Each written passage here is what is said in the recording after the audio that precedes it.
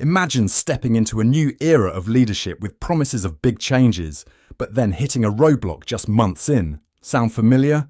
Well, that's the challenge facing Sir Keir Starmer, and today we're diving into his bold plan to turn things around. From reshaping the NHS to driving economic growth, he's setting milestones for a government built on action, and it's all happening this week. Stay tuned, because you're about to get the inside scoop on what this means for the future of the UK. Sir Keir Starmer is gearing up to deliver a game-changing speech. It's his bid to move past a rocky start as Prime Minister and convince voters that his government is all about results. So, what's the deal? Starmer wants you, the voters, to judge him on real, tangible progress.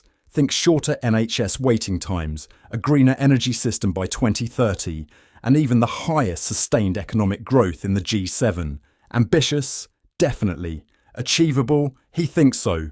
But let's not sugarcoat it. This isn't just a vision of rainbows and sunshine. The plan comes as Labour faces its fair share of turbulence. From rows over winter fuel payment cuts to the recent resignation of Louise Hay following revelations of a fraud case from 2014, it's been a bumpy ride. Critics, even within the party, are calling it a disastrous start.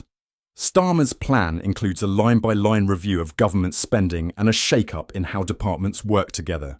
A new cabinet secretary will soon be appointed to spearhead this revolution in Whitehall.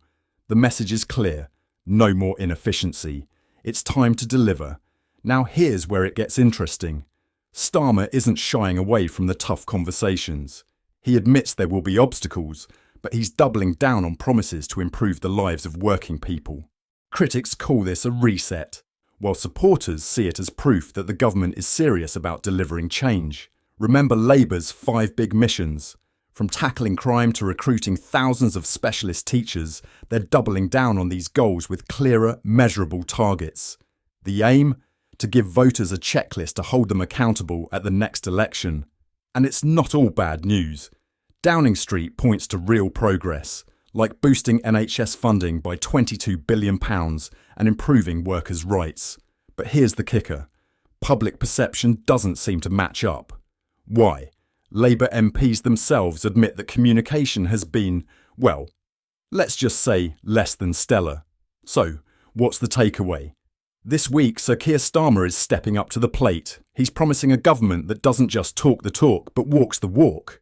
Will his plan for change deliver the momentum he needs? Only time will tell, but one thing's for sure, the stakes have never been higher. What do you think? Can Starmer's ambitious targets turn things around, or is this just another case of big promises and little action?